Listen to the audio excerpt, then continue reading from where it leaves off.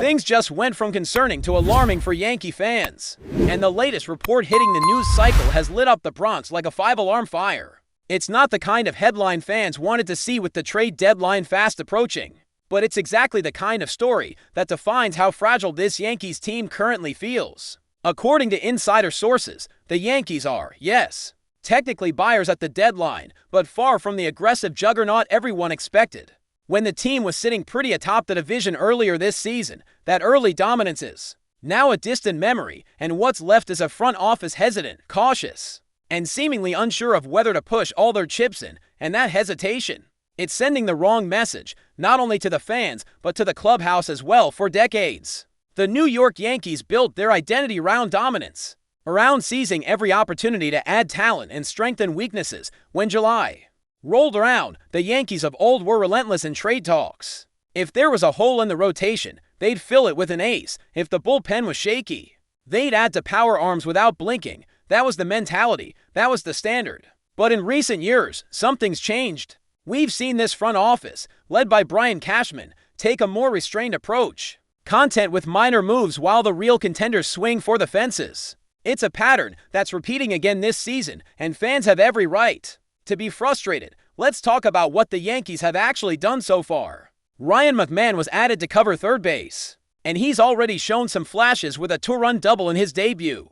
There's also Ahmed Rosario, who brings versatility as a platoon bat capable of handling both infield and outfield roles. These aren't meaningless additions. They help patch up depth issues, but they aren't game changers either. They're not the kind of moves that shake up a postseason race or signal to the league that the Yankees are all in. These are set-up moves, the kind you make before the real fireworks. But then came the Jon Heyman report, and suddenly it feels like the fireworks might not happen at all. If the Yankees stop here, if these smaller pickups are the extent of the deadline activity, then we're looking at a team that's setting itself up for another early October exit. And a big part of the problem lies in the pitching, both starting rotation and bullpen.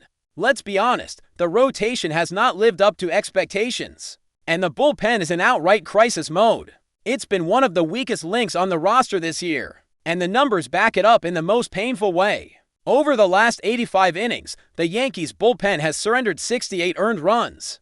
That's a 7.0 ERA. Let that sink in. That's not just bad, that's catastrophic. That's the kind of number that gets you knocked out in the first round, no matter how many runs your offense puts up. And when you look closer at the individuals in that bullpen, it's even more disheartening. Devin Williams is the one guy who seems to be holding his own, but he can't do it all by himself. Luke Weaver, who was a postseason darling last year and started this season looking better than anyone expected, has completely fallen off since returning from the injured list. He's been a shell of the pitcher who energized Yankee Stadium last October. His command is gone. His velocity is down, and his breaking stuff isn't fooling anyone. Pitches that used to dart out of the zone are now hanging in the middle of the plate, and hitters are teeing off on him. Tim Hill, who brought consistency last year, looks lost. Ian Hamilton hasn't had the same edge. Jonathan Loaizaga, once one of the most feared arms in the bullpen, is barely recognizable. And with each passing series, the bullpen leaks more runs, costs more games, and raises more red flags. Injuries have played a role, sure, but that can't be an excuse anymore. This team is built to contend, and contenders don't sit back when half the bullpen can't get outs. Focusing back on Luke Weaver for a second, the regression is staggering. In his last 7 games, he's gone 1-1 with a 4.3 ERA over 8 innings, allowing for earned runs and 3 walks. Not exactly shut down numbers. Expand that out to his last 15 appearances, and it gets even worse. 11 earned runs, 13 hits, 5 walks, and 16 strikeouts in total. His ERA balloons to 6.46 in that span. That's not just disappointing, that's unusable in high-leverage moments. And if you're Brian Cashman looking at this bullpen and thinking this is a group you can trust in October, then something's gone terribly wrong in the evaluation process. So what's the plan now? Apparently, the Yankees are showing interest in Jake Bird from the Rockies. On paper, his season numbers, a 4.05 ERA and a 3.09 FIP with a 26.7% strikeout rate, might look decent. But let's peel back the curtain and see what's really going on here. In his last 7 games, Bird has a 16.88 ERA. That's 10 earned runs in a very short span. Even worse, over his last 15 games, his ERA sits at 9.64. He's allowed 26 hits and 15 earned runs in that stretch. So why is he on the Yankees' radar? Simple. He checks all the boxes analytically: spin rate, pitch profile, delivery mechanics. It's all there in the spreadsheets. But the performance, it's not, and this is the core of the Yankees' problem right now. The front office seems obsessed with finding undervalued assets. Guys who pass the analytic test even if they're getting shelled in real games. It's the same reason they targeted Rosario. Strong splits against lefties, and McMahon, strong defensive metrics, but at some point, the game is played on the field, not on a laptop. Analytics are a tool, not a solution, and this team doesn't need more potential, it needs production. The Yankees are operating like a franchise trying to be the smartest guy in the room. Instead of the most dominant team on the field, there are elite relievers out there. Names like Ryan Helsley, Emmanuel Clays, Mason Miller, Joan Duran, and David Bednar have all been mentioned as potential trade targets across the league. These are not speculative arms. These are proven shutdown guys who could immediately transform the Yankees' bullpen. But getting them is going to cost real assets. And that's where the big question comes in. Is this front office willing to pay the price? Because if they are serious about competing in October, they'll need to be. Adding one of those names next to Devin Williams would give the Yankees a lethal one to punch. Something they desperately need to stabilize the late innings. There's no doubt that fans would embrace someone like Helsley or Clays with open arms. These are pitchers who bring fire, energy, and reliability, everything the current bullpen lacks. But that kind of acquisition takes guts, it takes commitment, and right now, it's not clear if Brian Cashman has either. In the past, this front office has made deadline deals that paid off. They've brought in the right pieces at the right time, but they've also made moves that looked clever on paper and turned out to be complete flops when the games really mattered. This trade deadline is not just another checkpoint. It's a defining moment. This roster is good enough to make the playoffs, but it's not good enough to go deep unless the front office steps up. Another wild card loss or division series collapse isn't going to cut it, not for a franchise with this history, not with a fan base this passionate, and not with a roster this expensive. If the Yankees walk into October without a true third starter behind Carlos Rodon, and without a fortified bullpen behind Devin Williams, they're not just risking another early exit, they're almost guaranteeing it. And that's what makes this moment so frustrating. The pieces are there, the trade targets are known, the weaknesses have been exposed for months. But the question remains, will the Yankees act, or will they continue playing it safe? Because if this front office doesn't get aggressive, if they let another deadline pass without making impact moves, they'll be wasting another year of prime talent. And Yankee fans, they've seen this movie before, and they're getting tired of the ending. And it's not just about missing out on the big names.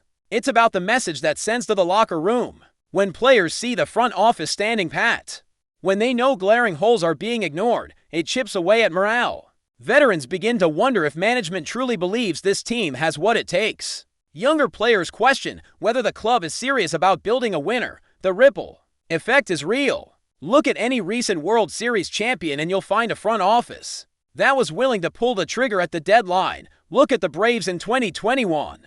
Look at the Phillies last year. These teams took risks. They saw opportunity and seized it. That's what winners do. Meanwhile, the Yankees are flirting with another season of almost good enough, almost deep enough, almost complete, but almost doesn't win championships. And it certainly doesn't satisfy a fan base that hasn't tasted a World Series appearance since 2009. That's 16 years. An entire generation of fans has grown up watching other teams build dynasties while the Yankees spin their wheels in mediocrity. That's not the Yankee way. At least, it didn't used to be.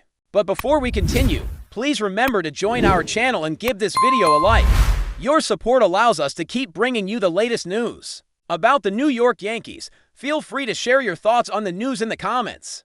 A sudden shakeup might be brewing in the world of Major League Baseball as whispers start swirling around the New York Yankees. Sources close to the team hint at a major development that could redefine the Yankees' direction in the near future. Aaron Boone, the team's long-standing manager, has reportedly been dismissed. While no official announcement has yet confirmed the move, the buzz is gaining momentum, fueling speculation about the possible reasons and what this could mean for one of baseball's most storied franchises. Aaron Boone's tenure with the Yankees has been marked by both highs and lows since taking the helm in 2018.